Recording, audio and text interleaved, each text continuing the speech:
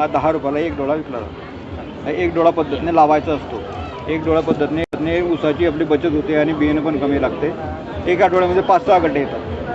5-6 गड्डे येतात. हो, कमीत कमी 5-6 येतात. त्याच्यावर येऊ शकतात, पण आपण 5-6 सांगायचे. 5-6 चांगले जाड होतात, कारण हा नगावर विकला जातो. तर याला जाड व्हावं लागतं. बारीक फुटवे याला काढून टाकायचे असतात आणि जेवढा जाड ऊस होईल तेवढं याला किंमत मिळते. हा ऊस म्हणजे चावून खाण्यासाठी मऊ आहे, कितीही खाल्ला तरी तोंड येत नाही याची. आणि भूकवाढीसाठी पचनशक्ती सुधारते. डायबिटीजवाले खाऊ शकतात. संक्रांतीला वाटण्यासाठी होता.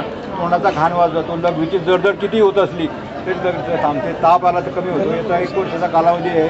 त्याला 25 ते 30 कांडे येतात. 25 ते 30 कांडे येतात.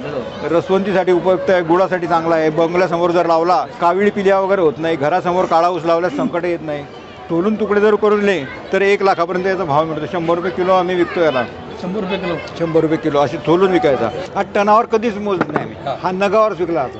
तोलून विकले तर समजा असे तयार करून तुम्ही असं कोणी 100 असा नाही विकला. याचे पॅकेट बनवायचे असते सोलून आणि ते विकायचे असते. हा, मॉलमध्ये याला खूप मागणी आहे.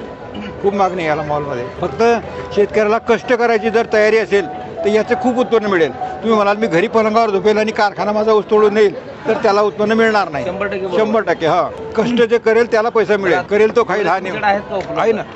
हो, 10 रुपयाला एक डोळा आहे माझ्याकडे. 500 डोळे नेले लोक आज नाही. 500-400 असे डोळे नेले. हा खाण्यासाठी आहे आणि हा बेण्यासाठी आहे. चांगले डोळ्याचे पैसे, जे चांगले डोळे आहेत त्याचे, कारण हा मी 1000 किलोमीटरहून आणला. हा, ते घासले माझं हे सगळं नुकसान आहे माझं हे डोळा. हा जो चांगला आता हा गेला याचे पैसे नाही. हा चांगला डोळा याचे पैसे. हा चांगला याचे, हा गेला याचे पैसे नाही.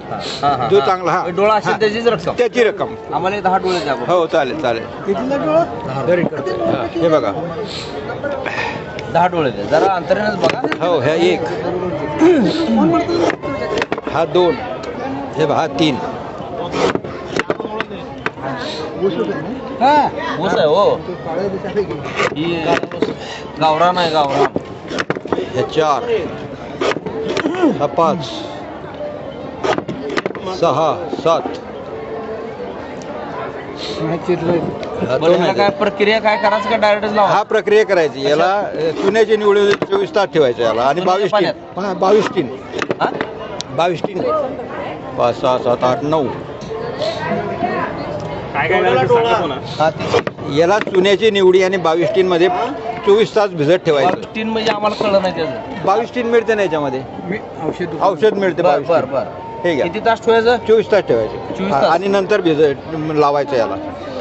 हे घ्या, 100 रुपये. आता ह्याला चुन्याच्या ह्याच्यात भिजवायचा. चुन्ना किती वापरायचा? 2 पुढे आपल्या पान खायचे. 2 पुढे. 2 पुढे. हा, बस. तर काय होणार नाही ना. नाही, त्याला काय 24 तास ठेवा. 24 तास ठेवा त्याला.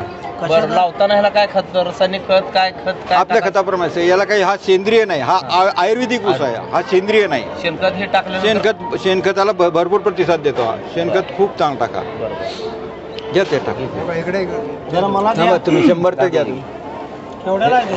10 रुपये.